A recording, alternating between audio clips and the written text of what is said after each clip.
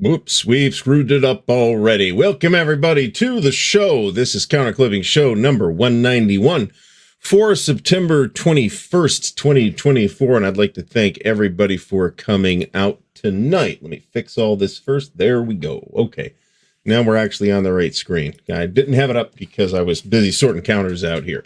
So our topic tonight is weird war games, and we'll approach that from a number of different questions, but this is intended to be more of a fun topic than a serious exploration, which I think you'll be on board with when I start pulling the list out. So, again, I want to thank everybody for coming out tonight. Everything is in total disarray here.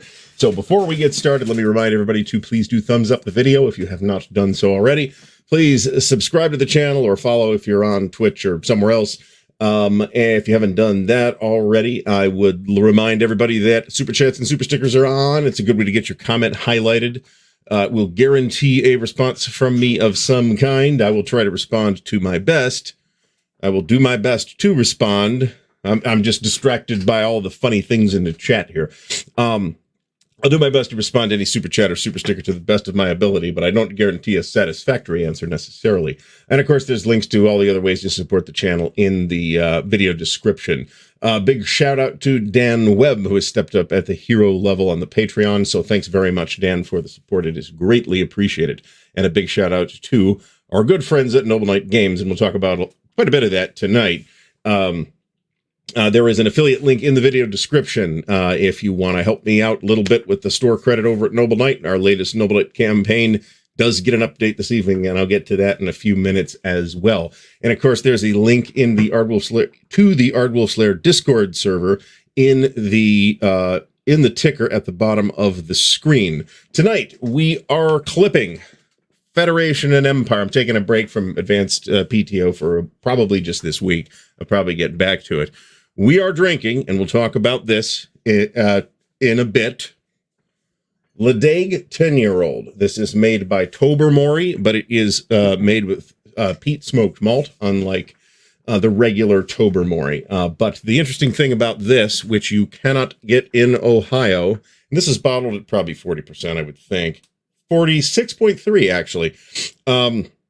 The thing about this is, if you get this stuff, Ledaig, not regular Tobermory, the malt is smoked, but the water comes from a peat bog. It flows through a peat bog. So this it's not necessarily, if you like do the measurement, the most peated Scotch, but it has additional dimensions of peat that other peated Scotches don't necessarily get. That got picked up, as you may surmise, on the trip to Wisconsin. I wish. So I thought about a couple of these things, but some of the weird war game suggestions, and they did not make the list. So this was $77, by the way. So, but we'll talk about all of that in the course of time. So before we get any further, let's say hello to Achilles. Alistair Logie is here. B-Red and Bayonet Brent from the Armchair Dragons, who, of course, you'll hear quite a bit about tonight. Bert Matus, thanks for stopping by. Board Gaming Geezer, Brian Jarvis, Charles Latorre, Chet Bell, Da Wendnar, Dale Brady, Daniel Silverthorne, Danny Seckery is here. David Zell, D. Liston 1, welcome to the show. I'm lost in my own thing here. The Dragoon Commander, which is Brant, Ed Holtzman, Eric Goble, Garrison Venn, Gronyard, Rich, Groucho, Marks, HUN644 New, the legend himself, Fucko, who will also get talked about this evening. James Whitmer, Jeff Anderson, Jeff Beeler, Jeffrey Edwards, Joe Faust, Joe Okabayashi, Joe Perez is here. Joe, thanks for stopping by. Joe Hammond, Carl Crater from the Wargame Boot Camp, Lee Grant, Manders, Mark Hodgkinson, Meandering Mike, Michael Simon, Molotov, Cockatiel, Panzer Division, Lair, Paul Dangle, Perfidious Albion, Rob Johnson, Ryan Huard, Stigler is here. Stacking Limit, Tailwind, Tim Greenhoff, Vicky, welcome back to the show. Viper Dave, Wade Moore, Will GM for Food, William Aarons, and William Bird. And as usual, I apologize to anybody whom I have left out, thanks to YouTube. So, and it was a lot of Joes and Charleses. So, Mini WIFCon in Thailand sounds pretty cool. Hopefully there are some pictures of this fabulous event somewhere. So, actually, the only significant, I'll talk about the trip in a couple minutes here. We'll spend 15 minutes on that probably. So, hold on a second while I have some of the sacred nectar. I haven't had this in so long, you cannot get it in Ohio. So, in any case, let's talk first about, let me pull the screen share up. I guess we'll pull the other screen share up because I got the wrong one ready. All right, so here we are with the Kickstarter from Flying Pig Games for the new printing of 65 squad battles in Vietnam. If anybody's interested in this, I am dropping a link to this Kickstarter in the chat. It has already funded. There are 9 days left. So if you are interested in this, or maybe feel left out because you didn't get in on it the first time, this is your chance. I haven't looked at the pledge levels on this or anything like that. So you are on your own reading the details of this. Next up, we do have a GMT update newsletter this week. So let's buzz through this. There's some interesting and significant things going on here. All right. So news, as usual with these, if you want to read the whole thing, by all means, hop over to GMT's site at gmtgames.com and read the whole thing. I'm going to hit the highlights. So, news from Gene, 20th Anniversary Hall of Fame edition of Twilight Struggle. The board has been redone, I believe, by Terry Leeds, and the box is getting a new art as well. It looks pretty sharp if you don't already have a copy. It is a terrific game. Production queue note, that'll be abbreviated in this particular newsletter because they're kind of reassessing everything. There's apparently some auxiliary printing of the 3-inch maps, 3-inch box and mounted maps for Downfall. We've got a bunch of assorted updates here. Now, here's one right here that we need to have a chat about. So this is the status, and you can go, there's a link here somewhere on the blog by Alan Emmerich about the Frank Chadwick's ETO project. Now, the first game was released by Victory Point Games as Thunder in the East. So, and the rest of them have been in various production stages pretty much since then. So without taking you to read the entire article, the gist of it boils down to, instead of releasing this as a set of 4 or 5 or 6 games or whatever it was, you're going to do everything in one giant box. God only knows what this will cost.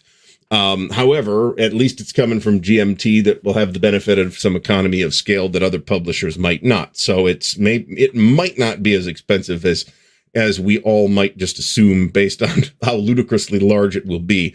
It is also fairly likely to be the largest wargame box ever, but we will see exactly how that works out. I'm going to sort of try to kind of pull some counters apart while I'm going here.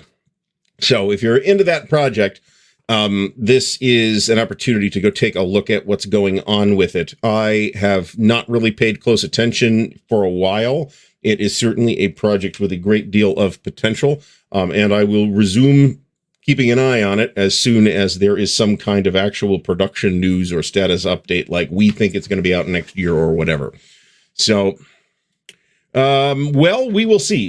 I doubt this, actually, but that's possible. I mean, I've got Whiff and I think Whiff and the Fantasy Trip are probably the 2 biggest game boxes I have. This and Ogre would be bigger, I think, than at least one of those. But I don't know. We'll see. We'll see how this works out. So on with the update. And welcome back to the show, Stephen Rochelle. All right, so GMT Talk, that's GMT's podcast / YouTube show. So check that stuff out. They've got a whole bunch of stuff. They're on Spotify. They're up to 9 episodes now, and they're doing good stuff over there. The next charges and shipments, we'll get to that in a minute with the stuff at the bottom. The classic game Washington's War is now on, Mark Herman's Washington's War, of course, is now on Rally the Troops, so that's cool. The first annual Chad Jensen Combat Commander Tournament at Pacificon. This happened a few weeks ago over Labor Day weekend, so that's cool. There's a box back sneak peek here for by Swords and Bayonets by our very own beloved Stigler. I am personally looking forward to this project, and I will indeed hassle Stigler to be on the show at some point when this is a little closer, but it's getting pretty close, as we'll see in a minute. So GMT1 update from Jason Carr. That's the solitaire stuff. We've got playtesters wanted as usual. We've got a bunch of Vassal module updates and additions. There's a bunch of designer interviews, including stuff from the Player's Aid and Beyond Solitaire and Mesa de Guerra. which means table of war for those of you who do not speak Spanish. That is about the extent of my Spanish that I remember right there. And then we, of course, Dan and I had Gene, Rachel, and Kai from GMT on the Chit Show a few weeks ago. So check that out if you have not done so already. And then, of course, Dan Bullock was on Pushing Cardboard. So let's see what else we got. New P500 editions. There's only one new thing here. We have second printings of Salerno 43 and the Plum Island Horror. Salerno 43 sold out reasonably quickly. The Plum Island Horror sold out extremely quickly. Salerno 43 is by Mark Simonich, and the Plum Island Horror is by our channel friend Herman Letman. And then, of course, we have the Twilight Struggle 20th Anniversary Hall of Fame edition, which is their the new printing, I guess. I think the cover's really sharp. The board's been redone too. I mean, didn't think there was anything wrong with the last board. But I do really like this trade dress they got on here, and a new entry in the Battles of the American Revolution system. But this is one of the smaller ones. This is the Battle of Cowpens. So that'll be interesting for the fans of that series. I'm actually not following that series except to buy the tri-packs when they become available. So I think we've kind of said everything we need to say about that stuff. Here's a little better look at the new Twilight Struggle cover, which is pretty cool. Kai is fantastic, by the way. I mean, they're all fantastic, but Kai's been great every time I've interacted with her in any way, which does now include a couple of in-person encounters. So yearly bestsellers, coming events. We're not going to go through this in detail. If you would like more detail on upcoming Wargame conventions all over the place, then there's the Wargame convention event calendar over at the Armchair Dragoon, so check that out. In the meantime, let's keep going down here. Shaco stuff now available through GMT directly. So for those who don't necessarily know how to get those games, here you go. So Roger McGowan's new book, we've done a video on that as well. That is a just terrific sort of retrospective by Roger, and I enjoyed it tremendously. Countertrace back in stock. There's a new 2-player scenario for Conquest and Consequence. I'd be curious to look at that, but I have not had the chance to do so. I still got to get one of these throws, by the way. And then here's Mark Herman and Fred Serval presenting Wargame Masterclass playing For the People. If you haven't played For the People, totally watch this video. It is a great game. And, the thing that got me into Civil War games, right? All right, so there's a bunch of new Inside GMT stuff, if you're curious about any of that. Let's see here. Okay, so what has charged as of September 17th, so last week now? Labyrinth, The Awakening, second printing. Labyrinth, the main game, fifth printing. The 3-inch box for Labyrinth, for those who didn't get that, and Red Dust Rebellion, which I didn't pre-order. It somehow slipped through the cracks. I will almost surely end up with it at some point. The next charges and shipments the charges will happen sometime in October 15th through the 20th, and they'll begin shipping shortly thereafter. Those include the Commands and Colors Medieval Expansion number 1, Comancheria second printing, supposed to be a really good game, by the way, Holland 44 second edition, Its Mounted Map, and Wolf Pack. And then we've got a bunch of this stuff, and I have already gone through all of this. Anything that isn't at the printer or ready to go to the printer is kind of in that nebulous zone that they're kind of refiguring everything out. So we'll see that next month. But what is at the printer now includes a Jest of Robin Hood second printing, the World at War stuff, which does include mounted maps, and a new supplemental counter sheet, which I think I have forgotten to order, so I should probably do that. Congress of Vienna, Downfall, the Fields of Fire Deluxe Edition, and its update kit, Fighting Formations, the U.S. 29th Infantry Division, the new edition of Battle for Normandy, I should say, and Mark Herman's book, Wargames According to Mark, which Mark has shared some pictures of that on social media, and it looks dynamite. So, all right, let's see if I have missed anything critical. Yeah, me too. But I probably won't get to this until they repackaged it in an omnibus volume of some kind. So Italy 43 takes place after and north of Salerno 43. Salerno is in Italy. Well, I mean, these Salerno landings is what the game is about. So. So I thought they might be calling that the Gustav Line 43 or something like that, but there'll be 3 games, all of which at least sort of kind of link together, that you'll be able to kind of make your way up the peninsula in the different games. So I'm looking forward to those. And of course, those Mark Simonich operational games are always really good. So so it's not, Danny, this is not in the update. I also expect this to happen sooner rather than later. All right. And then going to the printer, so like slotted in are the 2024 replacement counter sheets, a sheet. It's just one, and it's smaller than last year's too. The second printing of Hoplite, which lots of folks will be excited about, but I already have the first printing and I'm not buying another one. And In the Shadows, which is that game about the French resistance in World War II. So that all sounds pretty interesting. There's a bunch of fabulous content creators you can check out over here. We have the cover of, let's zoom a little bit out for this so I can actually fit it on the screen. Here's the cover of the new Footing Formations game about the U.S. 29th Infantry Division. I think this is a very sharp cover. So that's pretty cool. Ooh, I haven't seen this. I didn't look at the images at the bottom. I read the news part of it. This is incredibly exciting for me because I've been waiting for this for like literally 20 years. So there's going to be 2 different editions of this. There's going to be a regular edition for those who have the 2 previous games in the Ancient World series. And then because the additional components are relatively minimal, you'll be able to get this deluxe edition, which is what I have ordered, even though I do have the previous 2 games in the series, which will contain basically all 3 games. So that looks pretty cool. As you can see, this is the entire map for the Thunderbolt part of that. The first volume, Rise of the Roman Republic, just uses the Italy map, and the second volume, Carthage, just uses the Italy map, but also uses this Carthage map down here. But you can see that we're also getting the Iberian Peninsula now, because it's now the Second Punic War. So, yeah, I mean, it will be a fitting, suitable tribute to the late Richard Berg.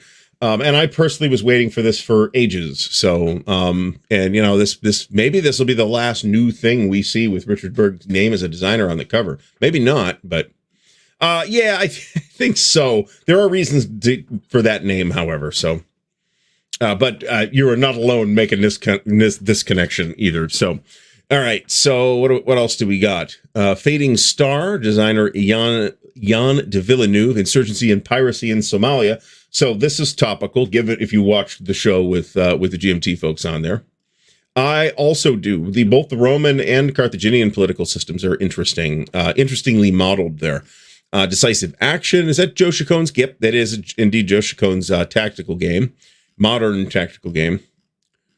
Hammer and Sickle, which is Russian Civil War stuff. I will be watching that pretty closely. Alex Knight is a designer to keep an eye on anyway, and this particular topic is of interest to me. Let's see what else we got here. Iron Storm, the First World War by Edgar Fenellar. That looks potentially interesting as well, and it's going to be a quite fast-playing game for those of you who would like something to fit into like 30 or 45-minute spaces. So, it says each round, so probably not quite that fast, but we'll see. And then here's the cover for Space Empire's All Good Things, which I've also been waiting for what feels like an awful long time. Weimar Republic also has a good cover. However, that game is going to have tough competition against the Weimar game that Capstone Games did a couple years ago. That is a pretty impressive game. I wouldn't say I've played it. We kind of threw it on a table and noodled with it for a while. I can't really consider that a play experience because we didn't get very far. But I'm impressed with what I've seen. Mechanically, it is a quite heavy Euro. And I don't know enough about the GMT Weimar Republic game to say, but it's going to have tough competition from the Capstone title. So, all right, and then what do we got here? This is Marco Petre discussing Napoleon and Egypt, which I would encourage if anybody's interested in this, or Napoleonics in general. You don't have a game on this Egyptian campaign. It is pretty interesting, actually. So, if you read, listen to the Napoleonic Wars podcast about this time of Napoleon's career. It's pretty fascinating. more so than I expected it to be. All right, and then here's the reprint tracking. We're not really going to go into that in any level of detail. Now, we will now segue into the field trip that I went on. Let me pull this down. The field trip that I went on this past weekend with Brant and the legend himself. Let me go back to this. I might as well not have done that. That was dumb. Because I'm going to need the slideshow in a second here. Let me get the slides up. Back up, I should say. All right, so I'll intro this before we do it. So Brant and Fucko and I departed from Akron on Friday, got there pretty late Friday evening, about 11:30 p.m. I completely forgot about the time change, and so we did get there before midnight. Stayed overnight, spent most of the day at Noble Knight on Saturday, and then came home on Sunday. And we got home like at 6 p.m. or something like that. Got back to my place. They had a couple more hours to go. This person does not allow port pictures to be taken. He believes it will capture his soul somehow, I believe. So in any case, so we showed up. We ate breakfast, got out of the hotel pretty leisurely pace on Saturday morning, but we were there about 45 minutes early, so we were sitting out in the parking lot waiting during that period of time. So this is me with Noble Knight Games in the background, and it is a large warehouse-sized building, and unlike a lot of game stores, and we'll talk about the retail space in a minute, that are in like strip malls or something like that, this is in like a commercial or industrial park, so it's not necessarily an obvious place for there to be a retail establishment, but there is also an enormous warehouse here. So here is literally right next to Noble Knight is this giant Fitchburg water tower, which was presumably constructed by the Irish. And so, of course, this is the first picture that I took. It's like, oop, Wargames, let's take a look. There'll be some, we did get content from the trip, by the way. So you'll be seeing that over the next couple of weeks or so. There's some substantial editing that must be done before any of that actually lands, but it won't be too long. So keep an eye on that. That will include an interview with Dan, who is the CEO or chief directing officer, the person who basically runs the place day to day at Noble Knight. Super nice guy. We had a super productive conversation with him, and we were delighted to have that he came in on his day off, basically. So way to go, Dan. That was terrific. Let me see if I can square this up a little bit. Anyway, so this is the Wargames stuff. Now, this is out in their retail space, which is itself pretty substantial and really nice. And I mean nice, not just in terms of it's reasonably tastefully decorated in a gamer-esque type of way. You'll see some of that in a minute. But they've also got a lot of stuff to sell in their retail space, far more than most other game stores will have, period. And then there's the 40 or so additional 1,000 feet of warehouse space that's in the back, and they'll be delighted to grab stuff for you. And they've got like a kiosk with a terminal, so you can look it up and write the number down, and you take it to the counter, and they'll go get it, and you can look at it before you decide you want to pay for it. The paperback books deal, you'll see this in a minute, but the paperback books, so they've got like this clearance room, and they constantly rotate stock in and out of that. Last time we were there a few years ago, it's 4 years ago now, I guess. It was, a lot of it was magazines, and I was kind of looking forward to getting old Challenge magazines and old Generals and stuff like that, and went to the trouble of making a list of what I had and what I needed, and they didn't have a single magazine in the clearance room. But they did have paperback books, a bunch of military history books, for example, and they had some of those old Time Life books, for example, and they had some like fantasy paperbacks and stuff, and I picked up a couple of those for $2 a piece, which is less than I can get them for at half-price Crooks.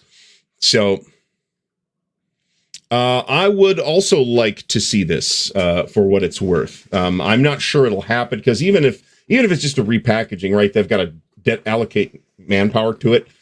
So I don't know if we'll see that, but I wouldn't mind seeing it personally. And actually, I saw a copy of Across the Rappahannock up at Noble Knight, but did not buy it. So that's the Wargames section. This is a closer look at one of the walls of the Wargames section. And as you can see, we've got stuff up here from the Historical Game Company, from that blue thing that's on the top shelf. I like, my eyes zoomed in on that because I thought it was something from Azure Wish. but it is not. It's something else. They've got a bunch of stuff from Columbia, which you all Columbia Games, which you also don't see that much in retail stores anymore. They've got a lot of, and this is just what's on the shelf. Again, they've got more. It's just not on the shelves in the retail space. They'll have to fetch it from the warehouse. You see the stuff from Lock and Load and GMT and MMP and Decision and the Dietz Foundation and all kinds of other stuff. So I figured folks might be zooming on their camera. If you don't know, if you're watching this in full screen on your phone, you can pinch to zoom. I'm just saying. If you don't, at least you can on my phone. So I see a beautiful OCS game up there and ASL starter kit and all kinds of other stuff. So bravo for this selection. And again, it's just what's up front. I didn't notice Vevictus stuff, but I know they have Vevictus stuff. So John Clark came out to say hi, and I was touched that he did so. So thanks, John, for saying hello.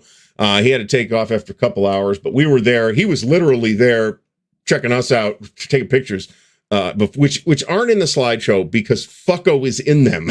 So I can't show the pictures, but I did appreciate that pictures were taken. So this was awesome. And you can kind of see this sort of panorama of the whole store here. We're kind of 3/4 of the way toward the one wall where we're standing right here. And then we got a couple of those. So I saw this, and they do sell these. They're about $400, and I assume they're made out of some kind of resin or something like that. I actually have no idea, because when I saw, I took note of the price, and then I took a picture of it, sent it to my wife, and responded, "Honey, I was thinking of getting this for above the fireplace." And she responds with, "No." So, which pretty much was the reaction I was looking for. So she did not respond to this beauty that I was also thinking, this giant mind flayer thing. And these are big. These are like, this is like head sized. So these things are huge. I thought this was neat. I just took a little mini video of it. So there is a copy of Desert Fox Deluxe for Stigler at Noble Knight. So it's like just a hologram D&D Magic crossover thing. I don't know what this ties into. I just thought the hologram was cool. Here's a old Forgotten Realms map that they put on the wall. This might be out of the original Forgotten Realms box set or one of the many reprints of it. So this is a big D&D ampersand on the wall. So they've got like a tremendous play space. They've got like a room you can reserve, and that's actually where we are here and where this and this are. And then they've got a big open play space with miniatures tables and other tables and all kinds of stuff. And there was some kind of card game tournament happening while we were there. And I have already forgotten what game it was. Captain Nolan, I think this is right. This was like the Magic the Gathering setting book that they did for D&D 5th edition. I did not pick that up. This is just some little bling that they have sitting on the table. It's all pretty cool.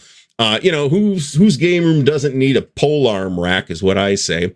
And then here is a little diorama that they have had out on the sales floor of Tiamat and some adventurers getting burnt up. And if you look, the adventurers are the adventurers from the D&D cartoon. So Tim Greenhaw, thanks for stopping by. We'll catch you on the flip side. So, it was like a release tournament. But again, I do not have the bandwidth to keep up with that. So, potentially, or if there's a rules disagreement, or if a rules lawyer arrives, you can ask him to step outside. So here is the D&D rack, and of course they got tons more stuff than this. Here is the role-playing corner of RPG stuff, and again, there's more here than there are at the vast majority of game stores. And I do kind of appreciate that they bag this stuff so it doesn't get shelf-worn before it leaves the retail store. Here's a life-sized mannequin of Dritz Doerden.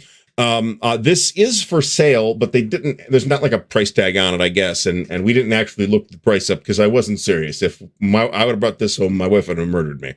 So, this is the card game accessory. I don't even know what's here. This looks like card game accessories and official D&D miniatures and maybe not card games. I don't know.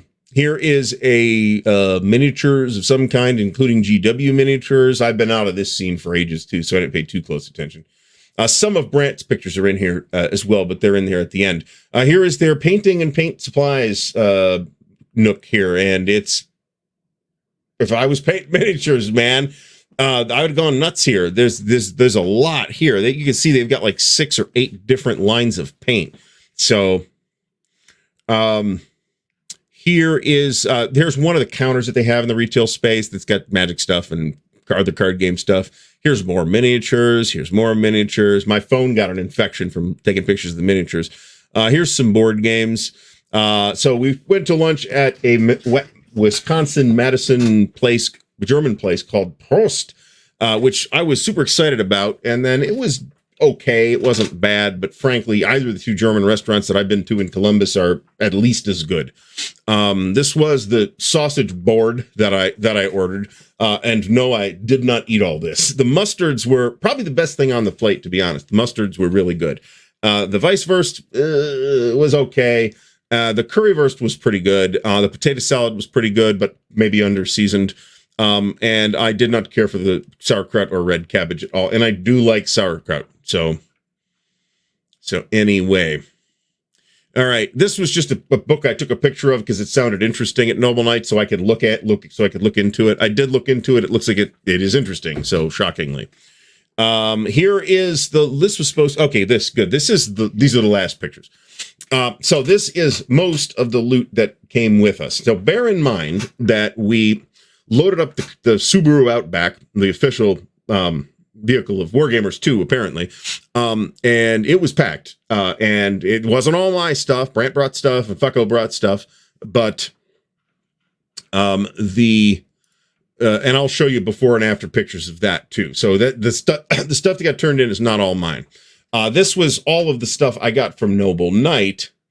This is just the Federation and Empire stuff I got from Noble Knight. If I haven't mentioned it, we started playing Federation and Empire, and it's kind of my thing. So I will be continuing to investigate that, and that's why we're clipping this time.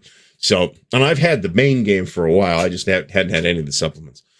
So you could, as you can see, and this is where we get our update to the campaign. That's a German version of Kings and Things that actually came in a trade on the side with Fucko. And you'll see another picture of a couple things like that elsewhere. I did grab Empires and Alliances, which they had for 90, which is a very good price for that at this point, I think. Plus, Eric Goldberg's Curse came from Fucko as well. And then you can see the paperbacks and rather a lot of Traveler product. So that fills several significant gaps in my Traveler collection. With the addition of Hard Times, I now have only one missing Mega Traveler piece that GDW did, and that is Coac, by the way, which is a terrible book, but I'll get it eventually. And the two Alien modules that I was missing, plus Fire Fusion and Steel, which was the last T4 book that I needed. Plus Digest Group's Grand Census and Grand Survey, which is the predecessors to the World Builder's Handbook. So it was exciting to get those, and they do contain some things that weren't in the World Builder's Handbook. Although I would like to compare the Digest Group World Builder's Handbook to the new Mongoose one, but that'll get a video if I do it. So yes, it is German, and Brant walked out with an American version from somebody or an English version from somebody. These are the three Fed and Empire things that I picked up. These are the things, now, this is the stuff that wasn't in the other picture, basically. Scrimmage and USN. And yes, Scrimmage is on the Weird Wargames list that we'll get to in a bit. And the 2300 AD box set, which Noble Knight sells for less than what Mongoose does. I'm not sure why. And I've had my eye on USN for a while, and I have picked up Decisions Deluxe USN as well on Frank Davis's recommendation. So... and it looks like it's intriguing. I don't think it's going to be anybody's final word in a Pacific War, but I think it's probably going to have some interesting things in it. So, yeah, the Raymond Feist Rift, let me get back to that. The Raymond Feist Rift War books, I read, I think, up through the King's Buccaneer, which I think is book 6. There's like multiple series. The first 4 are one series. That's the 2 volumes of Magician, Silverthorn, A Darkness at Sethanon, and I forget what the 4th one is, but... Well, maybe that was the 4th one. No, that was the 4th one. They're pretty good. They're basically, Tecumseh invades Greyhawk is the basic premise of the original Rift War series. And it does go in different directions over the course of the additional 25 books or whatever it is. And then we stopped at Total Wine, which is a Kmart-sized wine store. And I'm not a wine guy, but if I was a wine guy, holy cow, do they have a lot of stuff. But they also had a pretty good selection of scotch, including Ledaig and Lagavulin, which was about $15 cheaper there than it was would be in Ohio. Here in Ohio, it's $96, $98. There it was 83 or 84. So I grabbed the Lagavulin. I probably should have picked something else that I just couldn't get in Ohio, to be fair, but I don't get Lagavulin all that often because I balk at the price. So, all right. So this is the car as we drove into the Noble Knight parking lot. You can see we couldn't even set all the boxes down properly. And yes, that's case blue, but it isn't mine. That was a transportee from a buddy of Fucko's of mine in Columbus. That was one of his several extra shrink-wrapped copies of Case Blue. I don't feel comfortable publicly saying what Noble Knight gave him for it, but I will say that I considered that cash offer extremely respectable for selling it to a game store. And Fucko's been trying to get rid of the Streets of Stalingrad for at least 4 years, so this is just something Brant found on the shelves, the Battle Hymn thing for Ambush. Here's some more miniatures pictures, more miniatures. You can tell I didn't take these detailed pictures of the miniatures. Here's some more Wargames. It's the same Wargame shelf. Although I think I managed to crop out the stuff that was on the top shelf, which include this huge ship model, which is pretty cool. Some more miniatures, more RPG stuff. They had this I don't think these are the most expensive things in this inventory or anything, but it's the stuff that they thought was really neat. I mean, they want $80, I think, something like that for Ravenloft, the original Ravenloft, which is not really a bad price nowadays. But it's not incredibly rare or anything like that. So I'm not sure what the criteria to get in the case is, but it's neat. They have some amount of gamer lifestyle things, like these things you put in your candle melting device that I don't know what. My wife has one. I don't know what it's actually called. You can get that here, so you can get cobalt scented wax or something like that. Last time we were there, they actually had D&D branded or licensed at least coffee, which I thought was interesting. So this is on the wall at Noble Knight. This is, if you don't recognize it, the cover art of the original Deities and Demigods book for D&D. That came out in 81, something like the 80-81, something like that. This is the original painting. This is not a print by Errol Otis. It is also not Noble Knights. It's some kind of loan arrangement. And no, it's not for sale. So this was pretty cool. I don't remember seeing any comic books, but I wouldn't swear that they didn't have any. This is the miniatures gaming area. So you can see they had I don't know if it's 5 or 6 or 8 tables or whatever it was, but it's a bunch of tables, and there was gaming going on all day. This is the general play area. Over here is Dan Leader, the again, I don't remember Dan's actual titles. We'll call him the CEO. And then some, but not all of those tables. The video that will be coming, incidentally, if I didn't say this already, will include a tour of both the retail space and the warehouse, which I think folks will find interesting. Even aside from my dopey questions as a former warehouse manager of, how do you keep track of inventory? Are these bin locations? Blah, blah, blah, blah, blah, blah. That kind of stuff. Most normal people don't ask those questions. So here's some Micronauts naval miniatures. These are pretty cool. Yeah, I mean, it's totally worth the trip if you're up there. This is their pack and sort room, I believe. This is the same room. There's my fat ass over there. This is as close as you're going to get to a picture of Fucko. This is the shipping area, where they pack and ship stuff. I didn't get much still photos in the warehouse. I might not have gotten any still photos in the warehouse. These are Brant's. And you can see this. I think this is their parts wall where they have incomplete copies of stuff, but I could be wrong about that. There's definitely some pictures of that in here. So the warehouse is large. Okay. And there are a couple aisles that they haven't put stuff in, but that'll be filling up over the holidays. I'm pretty confident this is the parts shelf. And as you can see, there's some goodies in here like early World in Flames, Ricky's War, battle system, which I'm guessing it's got everything but the metal miniatures in it, and an Operation Typhoon that looks like the sun has gotten to it. So this is exactly 3 of us made this joke when walking into this warehouse. So we are no great minds think alike. What can I say?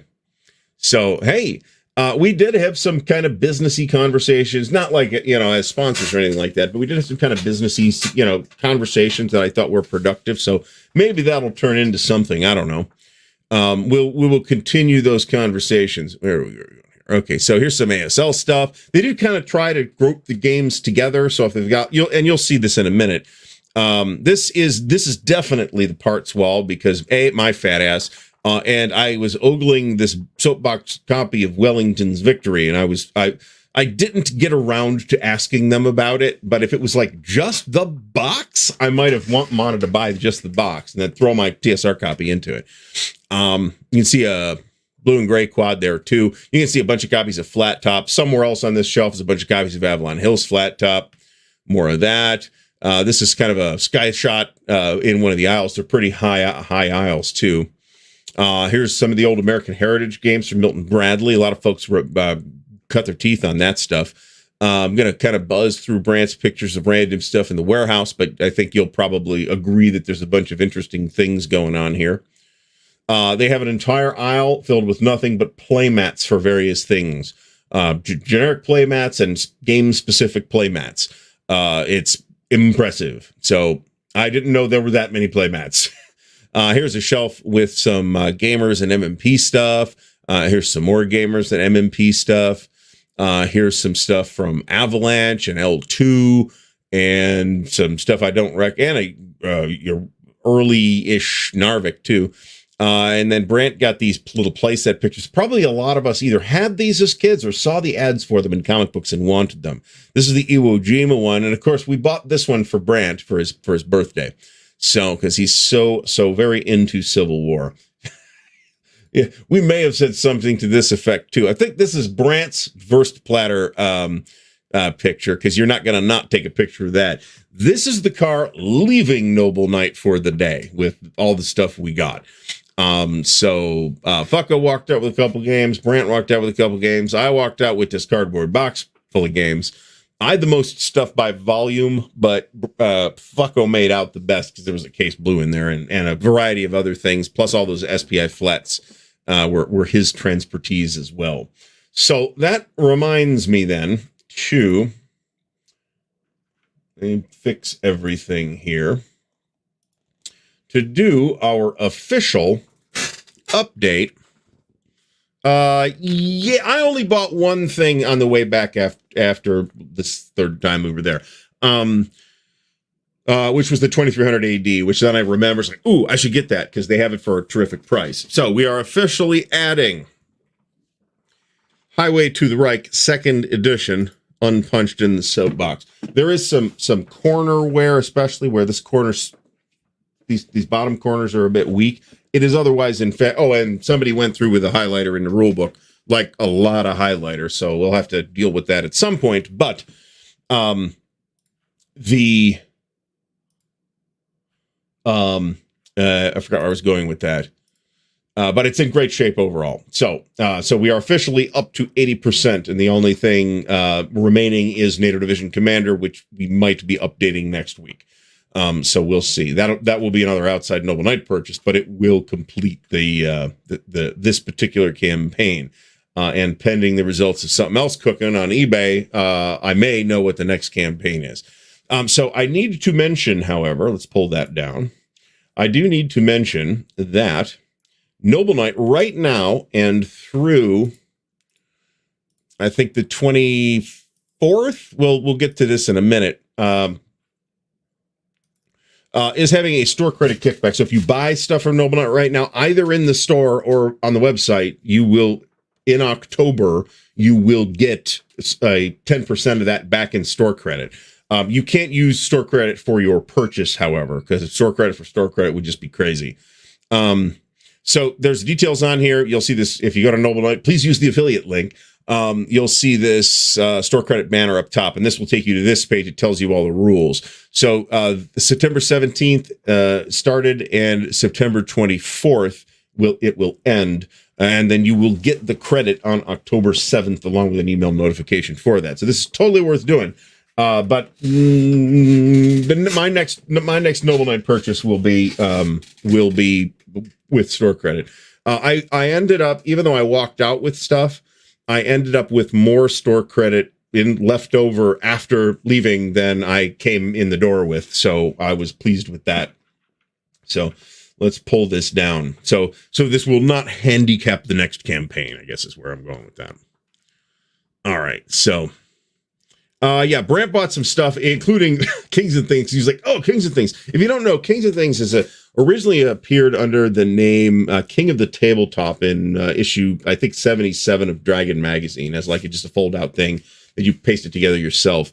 It was really good, and it was eventually published by West End Games as Kings and Things, and then there have been several subsequent editions of that. And before I handed Fucko cash for that German one before I noticed that it was in German. There are English rules in the box, so, and I don't think that's I could be misremembering, but I don't think that's going to be a significant issue on the components at all. So it'll be fine, and it's a pretty cool game. So. All right, so what else do we got here tonight? How much time do we have left? Not quite enough. I'm gonna give this its rightful place on the shelf because out of paranoia or an abundance of caution, I don't want to leave games on the floor. So go figure. Mo from Mo's Game Table. So Mo, thanks for stopping by. I guess it would. I'm considering this for War of the Pacific back here because that box is cooked. It is theoretically possible to fabricate your own replacement box. Let me put it that way. You could call Decision to see if they have a replacement box. That's worth doing if you haven't already. I imagine you already have. So. Yeah, Brant bought a Freedom in the Galaxy 2, an Avalon Hill version, but he got to pick through a couple different ones so he could get one that didn't have a board that sucked. So, and he picked up like a Mystara thing, and I don't know, Brant didn't give me a loot picture, but I'm not asking for one, it's fine. So I've got, I walked out with some cool Wargame stuff and some cool RPG stuff, and a lot less bullshit that I didn't need. Like half of what I traded in by volume was old Dragon magazines and a variety of other like old RPG magazines that I just don't want to store. I don't think they gave me tons of credit for the magazines, and I don't care. They're not. I don't have this shelf right here. There's I'd say it's about 6 between the two shelf units. There's probably about 6 linear feet of shelf space on the bottom. That was all magazines at one point. All RPG magazines. Now, I didn't get rid of all RPG magazines, just Dragon, because I don't need those, and I have them in PDF. So, and a lot of I had some Traveler duplicates, and I had some D&D duplicates, and I see now that I missed some D&D duplicates. But I took some of those up. I took a huge stack of Pathfinder First Edition stuff up that I don't need anymore. I kept enough to run whatever I would run if I were to hypothetically run it, which is not really going to happen, but I kept plenty of Pathfinder stuff. I just dumped the extras. And that was probably almost a whole box of stuff, too. So, Xeno Language, which I bought at Origins last year because I had played it when it was being developed. And I thought it was cool. And it turned into a weird thing with a Ouija board. And if it was a war game, it would be part of our topic list this evening because it's no, I'm cool with that. And that's not like a spiritual decision. That's just it's goofy. I don't need to do that. So I was very happy as well, to be honest. I like to keep my expectations modest because I don't like being disappointed, and I was not disappointed. So I was very happy with the trade-in value that they gave us. It was very comparable to, the cash value that they'll offer is very comparable to the trade-in value. It's a little less, but it's not like half or anything like that. It's maybe, 15-20% less, maybe. So it's great. We got a lot of stuff. Somebody was saying somewhere, I forget where this was, that they just sent 2,700 pounds of games and shit to Noble Knight and dumped it all. So presumably that fellow walked away with a nice check. When I do say cash, I do mean they write you a check. But nowadays that's almost as good as cash because your bank's phone app will probably let you deposit the check directly on your phone without actually having to go to the bank. So that is a nice feature. Am I paying any attention to what is going on here? Presumably not. All right.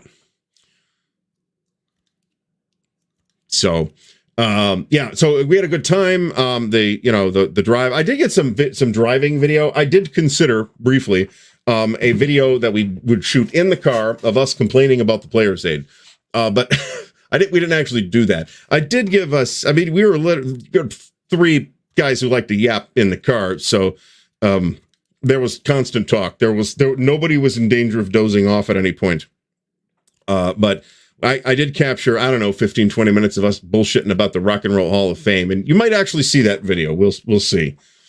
I still have to consolidate all the videos from the phone and the laptop and other stuff. And then I got to get to the editing queue. Where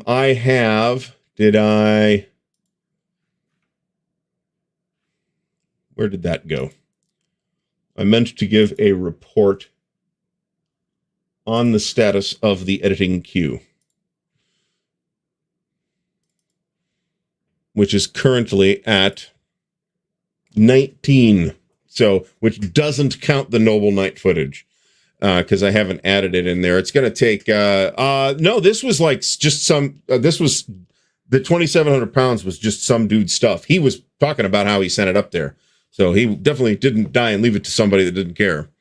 And they were telling us that, you know, there's been a couple times where they've had like a semi full of shit, and people just dump it. And remember that you don't have to go there to trade stuff in. You can call them or email them, or they have a contact form on the website, and you can handle all that over the phone. That you give them information until they're satisfied with the information, and then they'll make you an offer, and you say yes or no. And if you say yes, then they send you a check, and you send them the stuff, and they pay the shipping. So, yeah, I like it. It's super bookkeepy, and super noodly. But I kind of like that kind of stuff. So I can see me playing Fed and Empire in the future. Let me put it that way. Yeah, eventually this will happen too. I thought of even just putting the stuff on the shelf. I thought of several new Traveler video ideas. I got to get the time. That's kind of the problem. And we'll be, not to put too fine a point on it, but the Charles S. Roberts Awards for 2024 will be moving pretty soon. So, time is kind of at a pressure. I mean, I can rant on this, but I have already done so I'm not going to do it again. So maybe we'll have I guess since it's media, technically, I could do it on the other channel, but I don't think I will. I'm talked out on this particular topic. We did have a rant quota. We had a rant quota. Each of us were allowed 3 rants each way, and none of us used all of our rants, actually. So if it's unpunched, Mo, probably quite a bit. And if now might be the time, depending on the status of a potential future reprint of this material from New England Simulations. Let me put it that way. If you don't plan to play it in the next, say, 3 or 4 years, might be a good opportunity to make it a little extra cash. So, yes, I am aware of this thing. Corey, what's his name from Three Dog Night? Oh, this will totally happen. That's super easy content to do. I just kind of took a break from doing it when the GDW went away and then Imperium Games flipped. So, you would have gotten we might have given you a special 4 rant limit, actually, Stigler. So, or we might have just counted it all as one 8-hour rant, to be fair.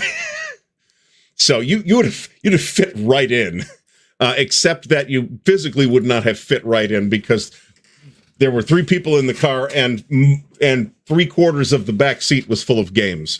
So that would have been an issue. So, Counter-Terrorist, thanks for stopping by. So, yeah, and Mo, you might have people offering it to you here. So, this was my big thing. I mean, I got rid of a couple actual games, but like Wargames, but it was like stuff I like bought and generally at a low price because it was there and or that I got it and just did a hard bounce off of it. Like, yeah, and then not into this. I'm not going to do anything with this ever. Even Solitaire, I didn't think so. A couple of those went away. So, that's possible. That's possible. We would actually probably need a shock collar for this, to be fair, to make sure that rule doesn't get broken would be my guess. The second decision comes, zip him. So anyway, there is some Traveler Tuesday stuff in the editing queue, by the way. I got to get to it. That's the problem. There are at least 2 Wargames Unearthed videos in the editing queue, and I got to get to them. As I keep doing this is probably not a great habit to have developed. But as I keep doing this, I feel like I've become pickier and pickier about very minor things in the footage that I then fix in editing. And I probably should do less of that, just because it costs a lot of time. So, yeah, I'll actually talk about that in the next unboxing video, too, because there's an ad in the S&T for a bunch of the older, out-of-business wargame publishers that Decision has quite a bit of stock on, including 3W and Metagaming. So, and they haul that stuff to they haul that stuff to Origins, too, I believe.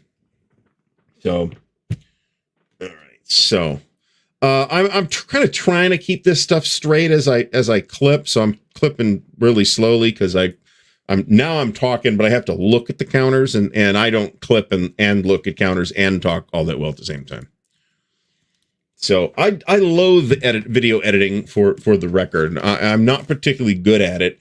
I have started for certain things, but not for my normal Wargame stuff. I've started using Microsoft Clipchamp to edit with, just because it feels easier and it has everything I need for the kind of things I'm editing with, like the book reviews. It's perfectly good for that. It has everything I need for that kind of video. I feel like I need, and maybe I need to think about this harder, a little more power to do the Wargame videos, because I'll sometimes put like captions in and things like that. And I'm pretty sure I could do that in Clipchamp, but I'm just starting to fool with it. So bear in mind that what Noble Knight charges, and we asked this, we asked Dan this. Bear in mind that what Noble Knight charges it reflects usually not what it goes for on BGG or eBay. It usually unless it's a really obscure item that they've never seen before, it usually reflects the price that they can sell it for. And the number that they already have in stock. So if they got 15 of you try and give them a copy of Luftwaffe, yeah, you're probably not going to get much for it. So, because they probably, we didn't see Luftwaffe in the warehouse, but I'd be shocked if they had less than 30 of them. So, we did see. I only saw Ricky's War on the parts shelf. So, and they'll like consolidate the parts to make full copies. So they do go through that and pay attention and make sure that everything is there, which is not to say that mistakes never happen. If you have a problem, just call them on the phone and they'll fix it. So I know some people, no one here, of course, need to find the drama in any situation, but FASA did do some wargamey stuff, Perfidious Albion. Yeah, you're right. There was a Ricky's War in the clearance room. I haven't really investigated Yaquinto. There's a couple of Yaquinto things that I think might be fairly intriguing, actually, to pick up these days. CV is one of them, and that's the only one I have on like a list. But hey, that'd be pretty cool, wouldn't it? Well, so remember, if you order over a certain amount, you get free shipping. So I think that's still true for Canada, although the amount you got to spend might be higher. I'm not sure about that, though. I know they have like a worldwide free shipping if you spend over 100 or whatever, $150 or whatever the threshold was, not too long ago. So it's worthwhile to check that out as well. So, Swashbuckler, Yaquinto did like 3 RPGs, and I don't remember if Swashbuckler was one of them or if it was more of a wargamey type of deal. I also saw, my eye was drawn to a, I'm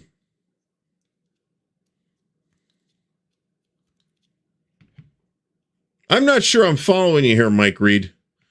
Was it? Are you attempting to say that it was awesome or that it was terrible? And if so, what Alan Moon Hatchet job are we referring to on Flat Top? So,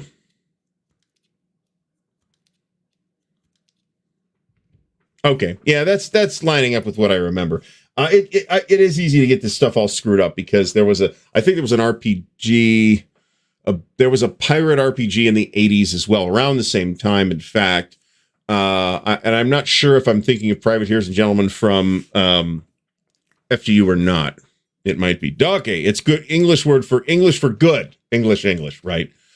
Okay, very good. Thank you for explaining that. So he is saying, Mike Reed is saying that CV is really cool. So that's awesome. So he had to translate from English to English for me because it's been that kind of a week. I'm still a little tired, to be honest. You end up not eating the same food. It's not about eating worse or better for me, at least. I'm touchy enough that you go out and eat different food for 3 days and you come back wrecked. And then there's a lot of caffeine and a lot of energy because we're interacting with people and stuff like that. And it tends to take a couple of days to calm back down. You know what I'm saying? So we're about to get to that. So I'm going to wrap up this segment on the Noble Knight trip, which was great, and we will totally do it again, maybe next year, but if not the year after.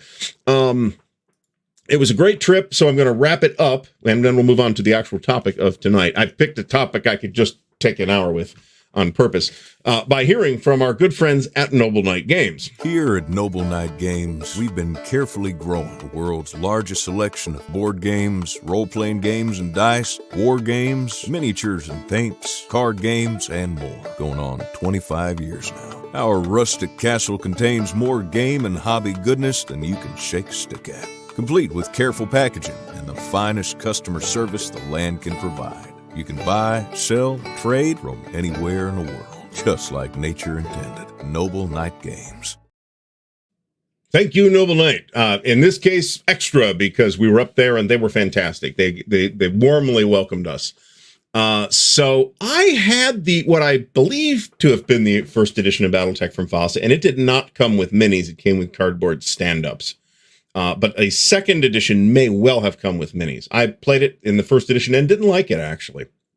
Jeff Beeler has a brilliant idea here of Noble Knight destination tourism packages. Maybe buy a bed and breakfast across the street or something like that. It's not anywhere near, well, I don't know if it's anywhere near, but it is not in a residential neighborhood. Let me put it that way.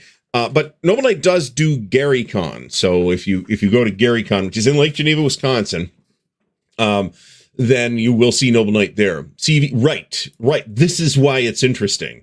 Craig Taylor was a great designer, in my opinion. One of the, if I was to, I don't want to produce a numbered list because I know some of those people now, and it would feel weird. So Will GM for Food, thanks so much for stopping by. Viceroy's kind of looked intriguing, to be completely honest about that. Yes. Okay. So, Pirates of Plunder is in fact the RPG I was thinking of. Man, Myth, and Magic, which was kind of weird. If completely honest, Pirates and Plunder and Timeship. And Timeship was interesting. It was, I'm not saying good, I'm saying interesting. It was an RPG in which you explicitly play yourself. And you are thrown aside in time and end up in ancient Egypt or something like that. I don't know. But that's an idea that a lot of people talked about and probably people experimented with. And it might be the first example of that being actually part of a game. So, the people up there are great, all of them. So everybody is just fantastic up there. I have never had any friction of any kind with Noble Knight, anybody at Noble Knight. So that's okay. So this is interesting. I guess I'll tell you. The GaryCon is the Gary Gygax Memorial Game RPG convention that Luke Gygax started after Gary's passing. Okay. But well prior to that, there had been a GaryCon as the con in Knights of the Dinner Table. So the name predates it, and I think I can state with some confidence the Jolly Blackburn is probably fine with it. So there's that. So we said this. I mean, as we along the way, we said obviously Garys are extra cool wherever they are. So I would like to investigate the Renegade Legion series too, but I'm not interested enough to like run any product down. Should I stumble across it, I might investigate it more closely. It was kind of an attempt by FASA to do something like BattleTech, but kind of fresher. Because by that point, BattleTech had been out for at least a few years. I'm not really sure I know what the reasoning was. Maybe they were just trying to capture lightning in a bottle twice. That's always possible. Ugh. I think I'm just going to start clipping and screw it. We'll figure it out as we go, if necessary, to sort the counters out later. It'll be fine. You do not get enough counters in this game, by the way. There's like technically enough counters because you'll have like a light cruiser counter, but then you'll have like a 3 light cruisers counter. So they come in denominations, but they're not fungible in any way except inside their own ship classes. So good entry point for Traveler is there's a new, I believe the Traveler Explorers Edition is free on DriveThruRPG if you're interested in the current Mongoose Edition, which is what I would recommend. You can also usually get Classic Traveler for free in PDF on DriveThruRPG in some form for free at any given time. For a long time, it was the Starter Edition from GDW. Lately, it's been the Classic Traveler Facsimile Edition, the little white book, if you will, which you can also get in a POD format. Of course, I ordered the physical one.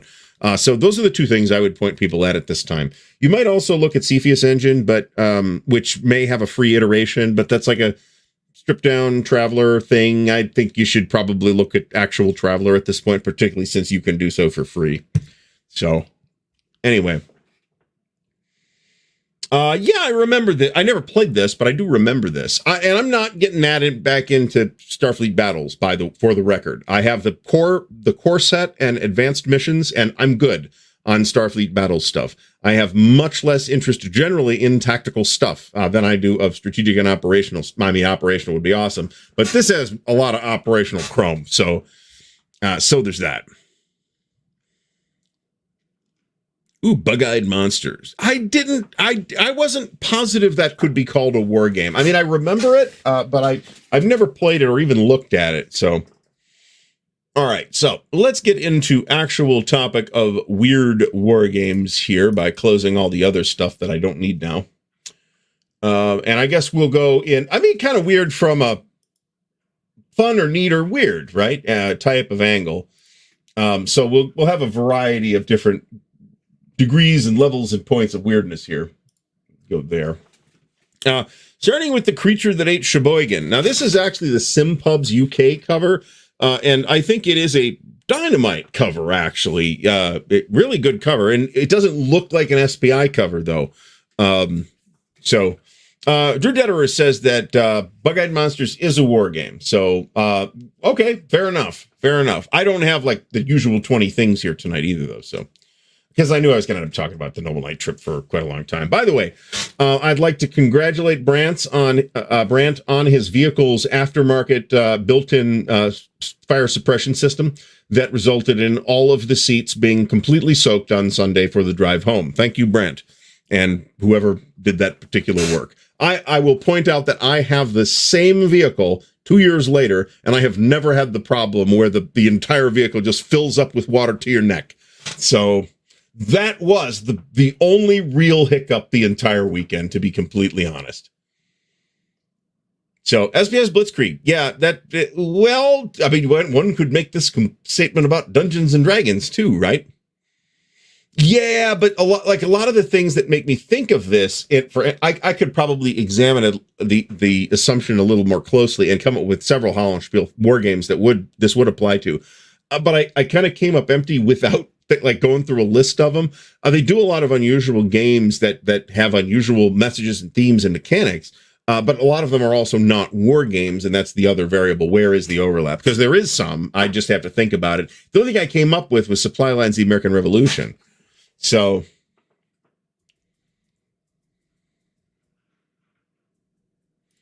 Jeff Beeler mentions the Explorers Edition. I would look at. So the thing with the Explorers Edition is that it's like a truncated version of the game, and it only includes 2 of the careers. They are coming up with a Traders Edition that's going to add merchants to. It's going to be its own standalone thing as another very cheap way to get your foot in the door. But the full rulebook is pretty accessible, in my opinion. Ooh, damn it. I should have put that on this list, actually. Absolute Victory, which is on the shelf behind me, unless I have had to relocate it because of the bustling SPI trade. The Compass Games Absolute Victory is a strategic level World War II game by Ben Madison and Wes Ernie, and it is a pretty interesting game with some fairly ugly maps, but among the ugly maps is a map of Antarctica. So you can fight World War II over Antarctica. Mean Joe Green is totally correct here, obviously. You can play D&D without having outdoor survival, but they did recommend that in the original game. Go buy outdoor survival if you want to do outdoor stuff. So International Team is another, the early defunct publisher that I have paid very little attention to. So, but anyway, Creature That Ate Sheboygan. It is a monster stomping around Sheboygan. I think some people feel this to have been a bit of a dig at TSR at the time. I'm not convinced by that, but it could be. It's plausible, because of course Sheboygan's in Wisconsin. I wouldn't call the Pandora games war games, but certainly they're science fiction games that are designed like war games. This is going to be kind of an evolving definition of what a war game is, and it has evolved, whether we would like that to be the case or not, over the decades that this hobby's been around. We tend to define war games a little more mechanically now than we would have in, say, the early 80s. Whether that is a good basis for that determination or not is a conversation you could probably have, but which would usually not be particularly productive. Let me put it this way. I haven't seen any of the Pandora games personally, but I am very interested in Away Team, their spiritual successor from GMT. So next up is War in the Ice I actually considered for a moment, should I, instead of doing this topic this evening, should I just have like a regular segment for the next couple of months called with like a little intro bumper and everything? What the hell was Jim Dunnigan thinking? But this is not a Jim Dunnigan design, but a couple of these are. So this is just unusual because it's a hypothetical situation that nobody had probably thought of to do a game about prior to this. And it's kind of a neat looking game too, to be completely honest. Pretty attractive as well. This is pretty late SPI, as I recall. It is 78, so late-ish SPI. Magic Realm, I wouldn't call Magic Realm a war game. Magic Realm is an RPG shaped like a board game, designed like a war game in some respects, but that's true of a lot of RPGs that were straight RPGs that had been published up to around the time that Magic Realm came out. So, and this, of course, is a Phil Kosnett game. This is one that I'm not sure they published in the flat. There are relatively few SPI games that were only sold boxed, but this might have been one of them. I know they were still putting stuff in the flat out in 1978, because there are examples of that. Triplanetary is a groundbreaking game. Groundbreaking. And I think I've decided that I would like to reacquire it again. So, this is not, there you go. There you go. Scrimmage, tactical professional football. What was Jim Dunnigan thinking? This is a game a lot of people had a negative reaction to, right? And it is a weird thing to do a war game about, except that it kind of isn't. I think I feel like I understand where Dunnigan was coming from on this. Because we use military metaphors all the time in American football. So why would nobody think to design a war game that was basically football as a war game? And that's what this is. It's not particularly complicated. I can't even tell you how many pages of rules there are, because it's got like one of those big trail map type rule sheets. And I'm not even counting those panels.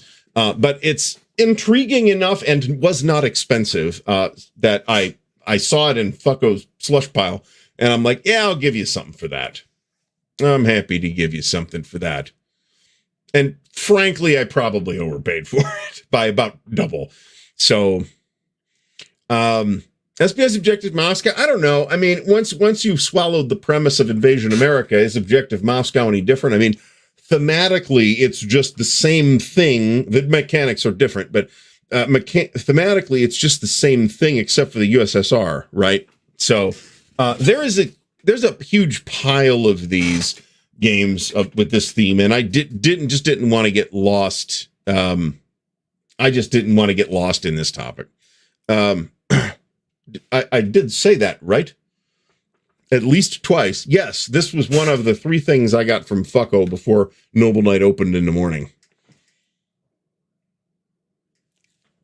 And to be honest, had we made this trip this time last year, I would have bought at least 2 other things that I was looking for, but have since acquired. So this seems to me to be extremely plausible. I mean, to say that Greg Kostikian just picked a Sheboygan because it's a name that seems weird, especially if you're in New York City, right? So I have seen this Carlin bit. It's been a while, but I have seen this Carlin bit. And I do like this Carlin bit, to be honest. But George Carlin is a brilliant comedian. Nobody's arguing with that. So we are currently clipping hydrants, by the way, but I am making really awful progress tonight. So there's that. All right, so scrimmage. And I busted it open because I'm like, well, I got to look at this, right? Both of the trays, as is almost always the case in the flat. I don't believe this particular game came out in any format other than the flat. Well, the magazine, that's true. It was in the magazine as well. This is a great call, by the way, Perfidious Albion, to shout out Ace of Aces for this. It didn't make my list because I was thinking like weirder than this, but I have already done a show on really transformatively influential war games. This wasn't supposed to be that weird because it's so clever that it revolutionized games. But Ace of Aces, super innovative, right? And I don't think anybody had done anything like that prior to that. So I don't know where in this is the metaphors that we use, though, right? Right? You hear this all the time. At this point, I was into American football at one point. And to the point where, and of course, because I'm a dork and I'm super OCD, and am probably on a spectrum somewhere, I was like buying the statistics books every year and stuff like that, and studying and mapping team relationships out. I was super nerdy about it. And then Art Modell happened and it went away. So I have a quite mild interest in college football, to the extent that if there's like, I will like check the scores after bowl games but I won't watch the games. I'm not sufficiently interested and don't have the time. Recently, probably thanks to social media sites, I'm kind of interested in baseball again, but we'll see if I actually get any actual play done on Out of the Park Baseball 25 or whatever it is. Yeah, there was a Kickstarter for this, and we had the designers on the Chit Show. So, or one of the people from the company publishing the new version of Ace of Aces, and it looks slick, and it's a clever game too. So again, we're creeping into, how do we want to define war games this particular week territory here. So I don't really want to rant about that for the next 36 minutes, but sure. And there's been games that have tried to approach this too. One example would be Gandhi from GMT, the coin game, because there's a non-violent faction and a very non-violent faction in those games. And that game, as a result, plays pretty differently from other coin games. So yeah, I think it's possible. Plus, you also have non-war games sometimes, and a great example of this is probably Stellar Horizons. You also sometimes see non-war games. We used to see a lot more of this. Non-war games designed like they were war games. And you could make that case about virtually anything that SPI produced. And less so for like Avalon Hill, because they kind of had their own thing going on with the family games line and stuff like that. So, well, this sounds awesome. Brant, thanks for the support. It is much appreciated. I feel slightly guilty, but that it is much appreciated. And found a Creature That Ate Sheboygan computer game. I don't know if I remember that at all. Maybe I do. I don't know. I'd have to think harder about it. That could be fun, but there are other up-to-date computer games with that basic theme. Yes, Tom Wham, or Wham, as I've sometimes seen it said. I don't know if either one is accurate. Also did King of the Tabletop and a variety of other things. So he's kind of been kind of a hobby staple for a long time. Well, no, but I meant when they left, when Art Modell stabbed the entire state of Ohio in the face and took the Browns to Baltimore. That's what I'm talking about. But yeah, Art Modell did, in fact, chase Jim Brown out of town, too, to be fair. So there's that. And Paul Brown, too. So there's that, right? I mean, it worked out for Cincinnati, I suppose. Crush, Crumble, and Chomp. Yeah, I vaguely remember that. And yeah, it was really similar. Snit's Revenge is another one. Yeah, it's another Tom Wham thing. Sky Galleons of Mars. This is, I'm pretty sure this is Frank Chadwick. Well, designer credited on Board Game Geek is Frank Chadwick, Mark Miller, and Lauren Wiseman, which is probably more complicated than that, but that's what Board Game Geek gives us, because that's the level of detail that their database provides. So this is it's a Space 1889 miniatures game, basically. And I have played this once. I have the vaguest idea, there we go, where I was putting these counters. I have played this once, and it's pretty cool. It's a Space 1889 miniatures game. The interesting thing here, and the weird thing was that this is like a steampunk game before steampunk really took off. And that's one of the reasons, not the only reason, but one of the reasons why Space 1889 felt like it was a game that would have been much more successful had it been produced about 7 or 10 years later. So, yeah, sure. I think so. This is a standalone thing, though, right? This is not just like the miniatures rules for.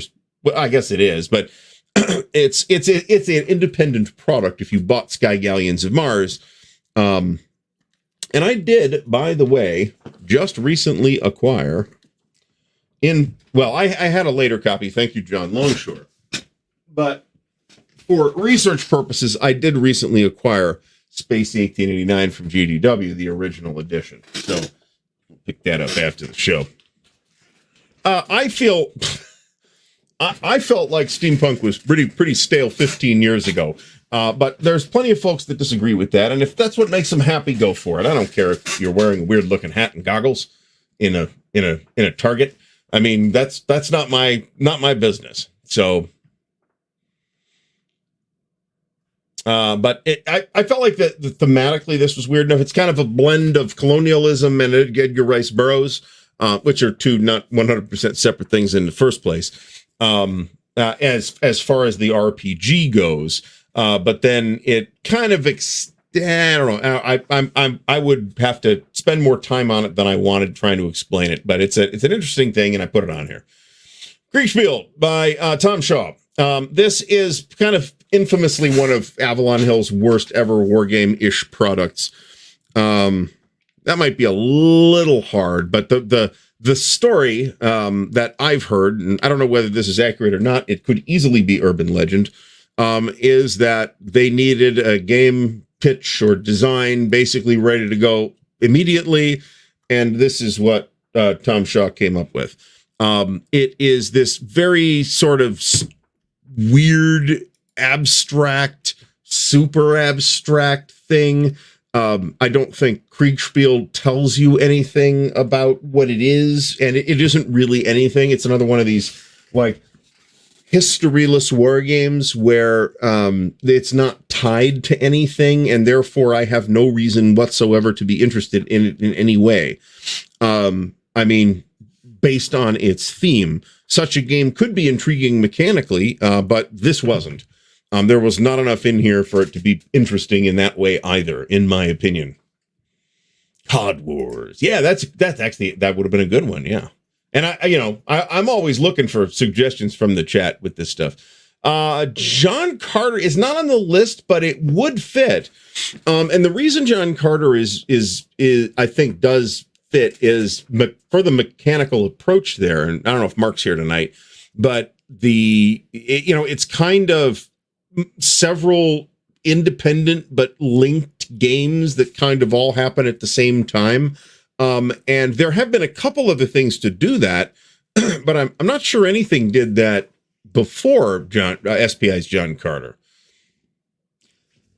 And again, I'm a big fan of the books, I read them as a teenager and loved them at the time. Let me put it that way. However, around the time the movie came out, I did reread the first three, and I was more able to identify the ways in which it was dated, but I also felt like it held up quite well as an entertaining novel to read, not set of novels to read.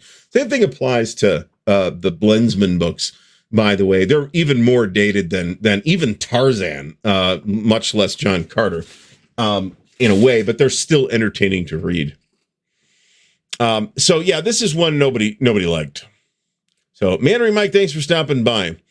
The Eagle in the Sun. I think this is weird just because it's just such a blatant, transparent, naked ripoff of SPI's War in the Pacific, without any additional development or playtesting or anything like that. And everybody agrees that there was no playtesting that occurred here.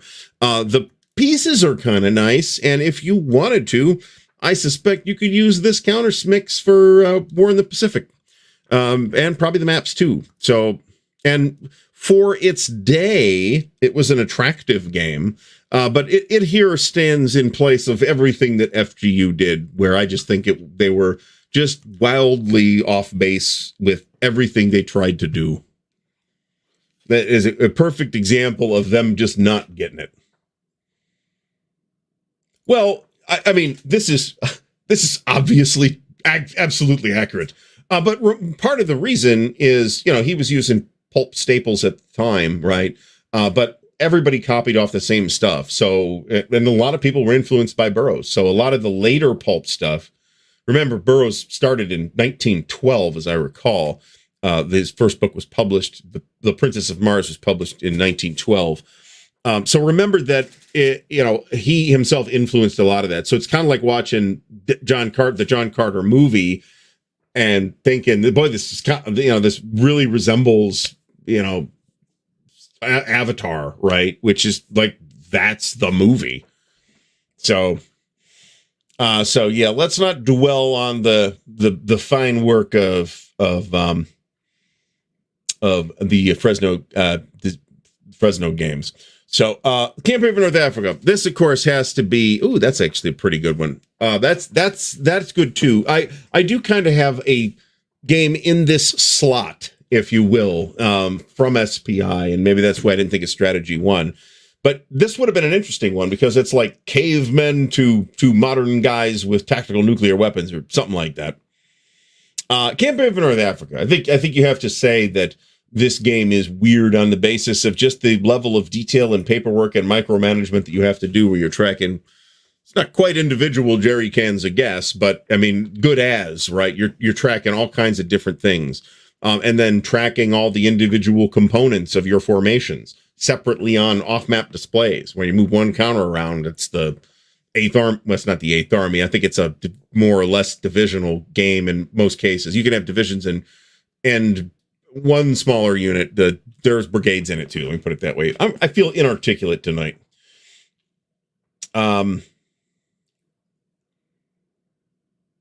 I don't know if I'd call it weird. I mean, it's based on a book that I read a long time ago, so it didn't feel weird to me. I will say that when I'm trying to remember whether I read the book or got the game first. I'm pretty sure I read the book first, which meant that I probably didn't get the game until the 90s. Of course, what was Jim Dunnigan thinking? Time Tripper. Dan likes to kind of portray this as something obviously designed by somebody in a drug-addled haze, but I don't think it's quite that weird. Let me put it this way. If you read a certain amount of science fiction, this is a theme that will seem pretty familiar. You're playing an individual soldier that gets thrown into 3 different eras of past history, and that's pretty much the game. And is this a solitaire game? This might be a solitaire game. It would kind of make sense as a solitaire game, but I'm not sure it's a solitaire game. This says it is. I don't know if I trust that or not. Number of players 1 to 4, highly suitable for solitaire. That makes sense. That makes sense. So, yes, generic World War II. So they eventually adapted this system to like an actual historical things. But this is the version of it that I played, and I liked it mechanically. And I didn't like the fact that it was like on generic maps. That just like detaches it from anything interesting to me. Now, when they did it, even when they did it in the fantasy version, I thought that was I was totally cool with that. So it's a cool game. I just like the lack of connection to either history or some kind of strong theme seems to me to be uninteresting. Let me put it that way. We're going to need some more water. All right. So yeah, I felt like Time Tripper warranted an inclusion. And in another episode of What Was Jim Dunnigan Thinking? This is weird because sometimes you will attack yourself in this game. So this is part of SPI's Power Politics series, Russian Civil War. I've had this for quite a while. I still haven't played it. And you play like these sort of abstract forces, but then you can control elements of all of the different factions participating in the Russian Civil War. So you may, but one of them is going to end up on top, right? So you may end up finding yourself in a position in which you need to attack yourself to achieve various things. It's a quite neat game. There is a later version that came in S&T in the Decision era by Joe Miranda. I am not sure how significant a redesign it is. My original notion was that it was pretty close. I'm less confident of that now. Also, there's one other thing that I will show you at the end of the show that I came away from the trip with, even though it never left my driveway. This was the thing I poached out of Fucko's stuff before we even left. I'm like, well, I was trying to clear space in the car, obviously. Canadian Civil War would be another pretty good one. There's a lot of SPI things. You could say South Africa. I could say Tito or the plot to assassinate Hitler. They just did so much experimentation that a lot of what this is my bias too, right? Let's certainly say that because I've been kind of immersed, especially the last couple of years in SPI stuff. It feels very close right now. So it's kind of what was on my mind. And I came home with like several new SPI things. So I am in no sense trying to collect all the SPI games. That is not happening. Operation Husky. Guess why this is on the list? I'm waiting. No, we know this infamous, whatever this is. This looks like a high school kid did it. A high school kid with some talent. I will say that, but boy, it's weird for a war game cover, boy, it's weird. The actual game, if you look at like the map, this is nothing special, but it's not the ugliest map I've ever seen. That's for sure. And the counters are kind of fine, right? There's nothing really wrong with these. They're not my favorite counters ever by a lot, but the rest of the game is not like, holy shit, what is that? Where the box cover is. So, final countdown.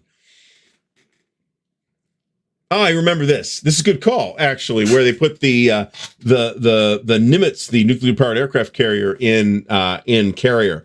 And there might be a rule for it or not. I'm not sure, but you can throw it in there and see what happens at Pearl Harbor. So in our next exciting episode, and thank you, John Stanley, for the support. It is much appreciated. In our next episode of What Was Jim Dunnigan Thinking? Up Against the Wall, motherfucker. So, I think we all know. I'm calling this an honorary war game. Let me put it that way. This was originally published in like the Columbia student newspaper. I believe it was printed in some capacity by SPI. It is quite rare, and will run at, for example, Noble Knight for more than $900. I considered a campaign for this, but I decided that I wasn't going to do that. Because I would like to not get demonetized, and if I have to say the name of this particular game too many times in the course of a show, then that might be problematic. So I have seen it. I have seen it on a game store shelf here in Akron, Ohio. Probably in the early maybe mid 90s, there was a game store, long gone, of course, called the Little Shop of War that had it. It was a pretty good game store too. I don't even remember where it was, but I was in there several times, and they had a copy of that thing, whatever it is. So it did exist. I have seen it on a shelf. It's not just like somebody's self-published thing that their kid did it in as a freshman in high school. So, and Panzer Division Lair had a copy at one point. So there's your proof. This is an interesting idea. I hadn't thought of this. This is an interesting idea. I would like to do more with science fiction war games. However, I am also a big snob about it. And like a lot of science fiction war games don't appeal to me. Anything post-apocalyptic, I'm just not into, for example. So if we're talking about like space opera stuff or stuff, then I could think about that. I could think about games like Albion too, Land of Fairy, that was one of the earlier Ares games, Ares magazine games, as I recall. And that's actually pretty interesting. They are kind of pricey, however. Whereas you can get copies of old S&Ts, even in the issue 40s, for usually $20 or less. There's a couple exceptions to that, but usually they're pretty reasonable because they printed a lot of them. Ares, they printed way fewer. Apparently that's the reason. It's hard to find copies of Ares magazine with the game in it for less than like $50. So I like this. The Samuel L. Jackson commemorative war game. So yeah, it's an interesting thing. And I think you can see here that this one is a picture of the magazine, the student newspaper insert. And this is the one that they actually printed. And so SPI did print this. It wasn't just a thing in the student newspaper. Woof. Well, it'll be a fast campaign. I could have walked out the door with it. So, okay. I have it exactly reversed. Apparently, he's totally right, of course. Albion was the second to last SPI Ares game. TSR did a couple standalone issues of Ares magazine with games in them, or at least one, before they dropped the whole thing and turned it into just like a little section in Dragon magazine, which did have some good content and occasional Traveler content, but they, of course, focused on what TSR's games were. So it's funny you should mention Spies, because it is an interesting game. It is one that I recently picked up in a private deal in Columbus. So it's an intriguing game that I had back in the day. I want to say it's a 4-player game and probably needs to be played with 4 players. So, I'm buying stuff and doing campaigns on the stuff I'm interested in. So I was about to just remark on how much more SPI stuff there is than there was before. Not that long ago, I had 0 SPI games, actually. And then I started, I picked up a couple of just the SPI, the S&T issues, because I'd had them back in the day. And then I got more and then more, and then started noodling with stuff. And it's like, well, this is Frederick the Great, for example, and found some really cool stuff. I mean, SPI is the innovation bedrock of wargaming, right? They continue to influence the design and development of war games today, for good or ill, right? You may think that's a bad thing, but I personally don't. I think it's a taste thing. There's plenty of different approaches to war games, and I'm certainly not saying that every single thing published today is like a direct descendant of SPI. Damocles Mission, Omega War, Nightmare House. I remember High Crusade. That was the one I specifically remember because I've read the book. That's pretty cool, Danny, that Danny plays spies. I'd like to try it. I had this one back in the 80s because TSR reprinted it. And I never played it then. And then I reacquired a copy at an Origins auction or something in the late 90s. And dumped that at some point, and here it is again. This is why there had to be a conversation with the wife about dumping stuff. And I got agreement on the magazines and others trash. And remember, a decent amount of it was duplicates too. So SPI did have, I found their advertisements interesting as well. So for what that's worth. And of course, another honorary war game. No discussion of this kind would be complete without Dr. Ruth's Game of Good Sex. Who was the designer of this? Was it Dr. Ruth Westheimer?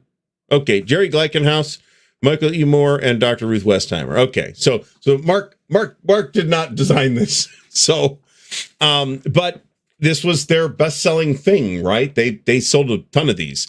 So, and Dr. Ruth just passed away relatively recently. But because it was published by Victory Games, I think we have to consider it an honorary war game. And that is basically all of the content I have this evening. But that is okay. I got rid of myself instead of the image I didn't need anymore. There we go. So what's coming up here? We've got, there'll be like tons more video as soon as I get that video edited.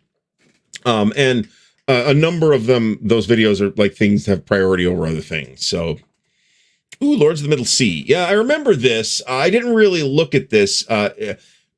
In general, where did Panzer Pranks go? I had Panzer Pranks on this list because it's a silly war game that Chaosium did back in I think the 70s.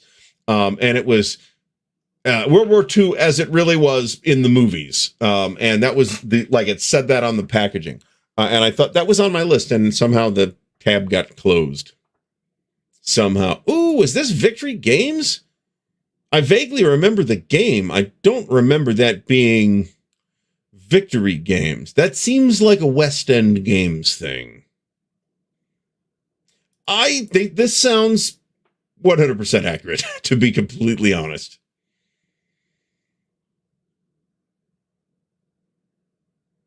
So, well, let's hope so. Like I said, I've got several unboxings, which I won't like rush out.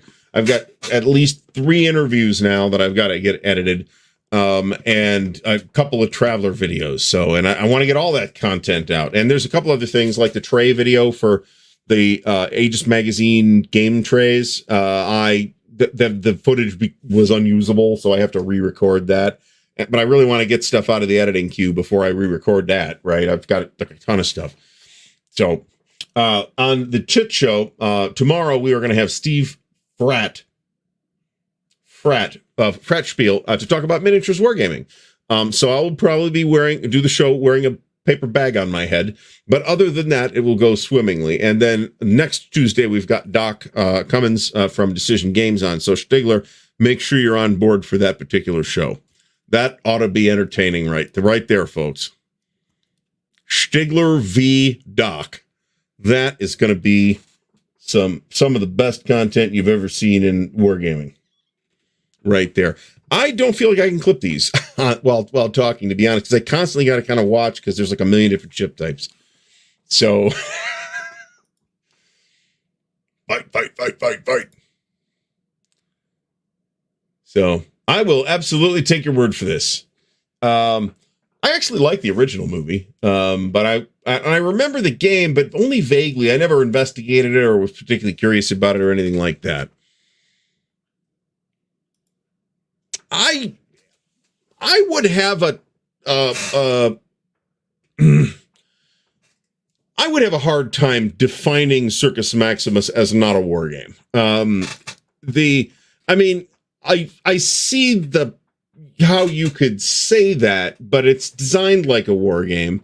And it is, while it's not a war, it's a violent contest of chariot riders, right?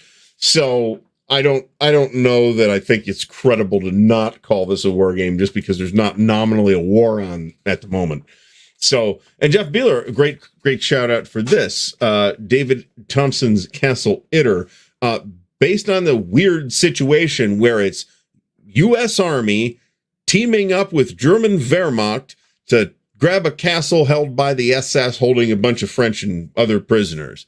It is an absolutely unique situation. I have been informed that there is, in fact, an ASL scenario for this as well. How that works, I have no idea, nor do I know where it is.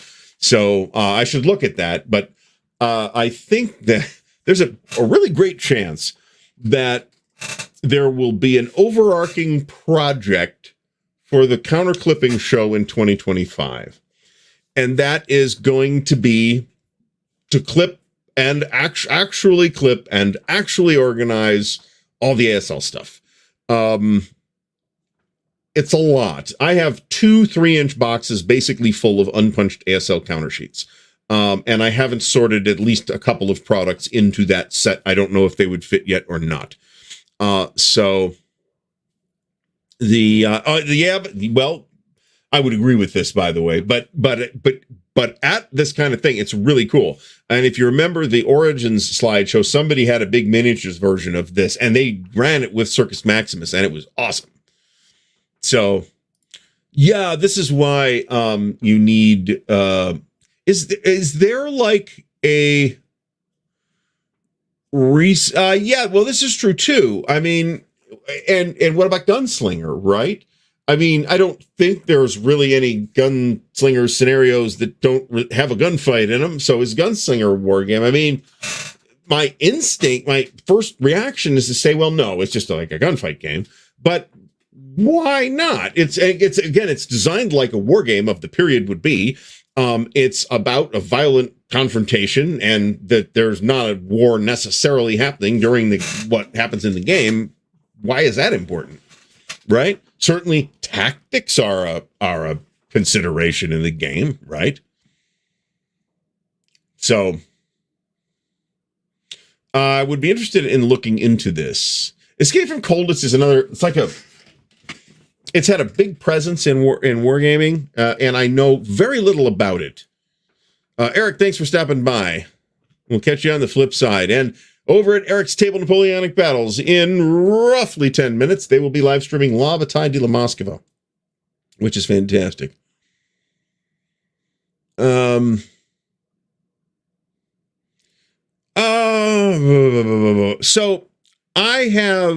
there's a reason I have not done an ASL storage solutions video.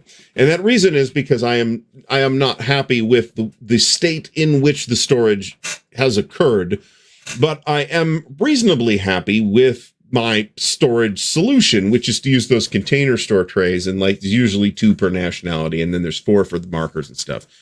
But in order to really evaluate that, I really kind of got to build it all out, right? I've got the trays. That's not a problem. I just need to actually clip the counters and sort them out, right? But there's like thousands of counters. So thousands and thousands of counters. There's probably over 10,000 counters that have to be clipped there.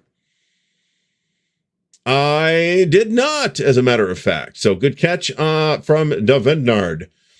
Laser Cannon Death Ray in Air War.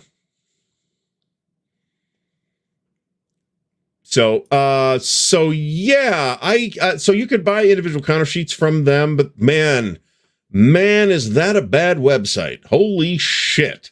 That makes Consim World look like the flashiest, like Taylor Swift website, which I've never been to, but I assume it's fantastic.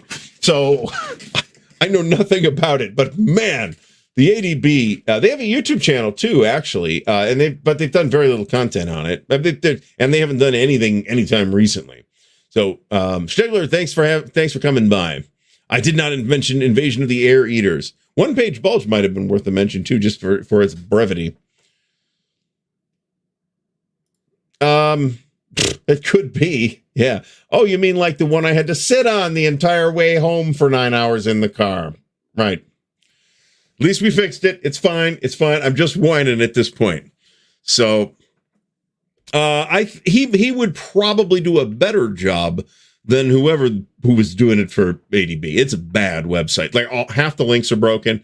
There's like what I think is a forum that they call a BBS, but that link's broken too, so I can't really see what it is. I can't find really any resource sites for Starfleet Battles or Federation and Empire, and I couldn't find Fed and Empire on Consim World at all, and there's not really much on BGG, so I don't know where one goes for Fed and Empire support, but I did find a couple of Facebook groups, so I'll check those out. And again, I'm not really inclined to read. At one point, I had like a huge selection of Starfleet Battles stuff. I don't play enough Starfleet Battles to warrant that, but I could see having a Fed and Empire game on low simmer kind of at all times, because it does take a while, using Vassal or something like that. So, I mean, I don't even care about this as long as you can figure out what you're looking for and the links all work and that you can actually buy stuff. I would be satisfied with that, even if it was ugly. But most of the links don't, well, I don't know about most, but a lot of the links don't work. Specifically, the link, if you want to go find the reinforcements product, for example, that link is broken. In fact, all of the links to all of the products are broken, and you have to go in through the store portal to get to where you can find it, but then you can't find what you're looking for because the search function sucks. So it's not great. So the Fed and Empire is awesome, but their website is bad. So yeah, exactly. I mean, this is fantastic. Exactly, Brent. They did an overhaul to get to the mid 90s, right? Well, maybe, but I'm kind of convinced that it's actually there already, and I just can't find it. So I don't want to do that, and then there's another one, and I'm the asshole.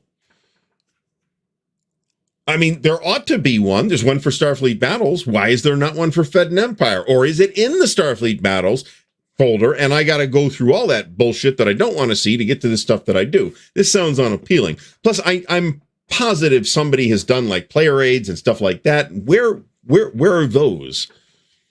So I know Fed and Empire people. I can ask these questions, but was it an actual BBS? Like an old school BBS, like from the 80s? What? And was this recently? Was this after 2010? Because that's ridiculous if it was. I mean, ultimately, I care less about whether it looks attractive as to whether it can provide me the information that I'm trying to find or I want to look at, right? And that's where Consim World is not great.